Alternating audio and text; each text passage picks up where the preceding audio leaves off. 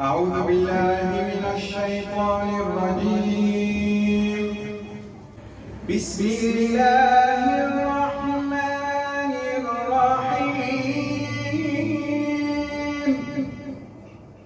ألف لام را. كتاب أنزلناه إليك لتخرج الناس من الظلمات إلى النور بإذن ربهم إلى صراط العزيز الحميد. الله الذي له ما في السماوات وما في الأرض وويل للكافرين من عذاب شديد. الذين يستحقون الحياة الدنيا على الآخرة ويصدون عن سبيل الله ويبغونها عوجا. أولئك في ضلال بعيد. وما أرسلنا من رسول إلا بلسان قومه ليبين لهم فيضل الله من يشاء ويهدي من يشاء وهو العزيز الحكيم. ولقد أرسلنا موسى بآياتنا أن أخرج قومك من الظلمات إلى النور وذكرهم بأيام الله. إن في ذلك لآيات لكل صبار شكور. بسم الله الرحمن الرحيم. الحمد لله الذي أنار الوجود بطلعة خير البرية سيدنا محمدا عليه الصلاة والسلام. قمر الهداية وكوكب العناية الربانية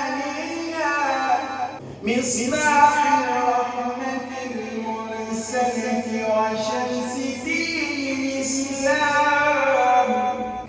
من تولاه مولاه بالحفظ والحماية والرعاية السرمدية. وأعلم قوما صلى الله عليه وسلم فوق كل مقام وفضله على جميع الأنبياء والمرسلين ذوي المراتب العليا. فكان للأولين مبدأ وللآخرين ختاما.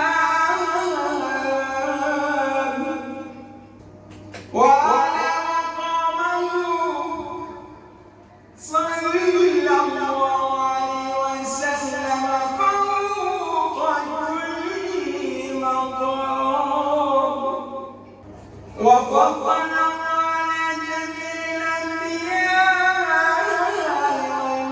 والمرسلين ذوي المراتب العليا، فكان للأولين مبدأ وللآخرين ختام، وفضل أمته على الأمم السابقة القبلية بقوله تعالى: كنتم خير أمة أخرجت للناس تأمرون بالمعروف وتنهون عن المنكر، فما أحلى وأعذب هذا الكلام. عطر اللهم قبره الشريف بعفو جزيل صلاة وتسليم. اللهم صل على سيدنا محمد وعلى آله وصحبه وسلم. ألا يا الليل كيف المنام يطيب والموت حق ولكن الفراق صعيب. ألا يا الليل كيف المنام يطيب الموت حق ولكن الفراق صعيب.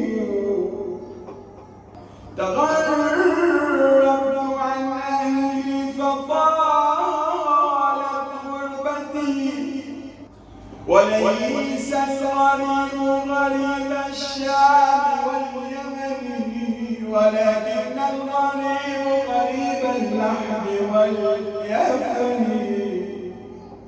يا أسفي على هذه الدنيا،